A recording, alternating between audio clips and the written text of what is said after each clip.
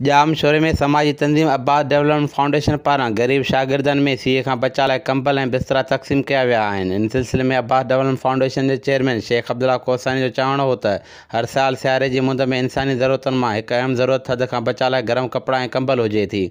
आम माण्हू रुॻो कुझु वक़्तु कमु ईंदड़ गरम कपिड़ा ऐं बिस्तरा संभाले नथो रखे।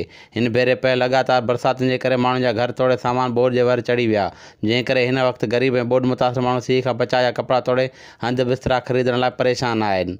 अब्बास डेवलपमेंट फाउंडेशन हर साल जीअं हिन भेरे बि हज़ारे माण्हुनि में गरम कपिड़ा ऐं बिस्तरा विरहाइण जो सिलसिलो शुरू करे छॾियो आहे। शेख अब्दुल्ला कोसानी वधीक चयो त हिन महांगाई वारे दौर में जिते माण्हू खाइण लाइ लोले लाइ लाचार हुजे, उते वरी सीउ खां बचाव जा कपिड़ा वठण वारी सघ नथो रखे।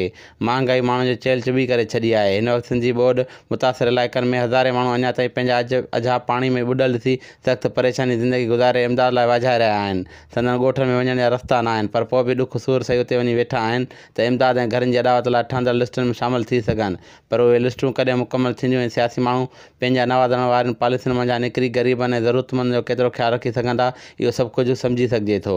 सिंधी वारनि खे घुरिजे त बिना कंहिं फ़र्क़ जे ॿोॾि मुतासिर ऐं ग़रीबनि में राशन, गरम कपिड़ा ऐं बिस्तरा तक़सीम करे संदनि सहारो लाहिनि ऐं संदनि टुटल फुटल अजा अॾण में मदद कनि।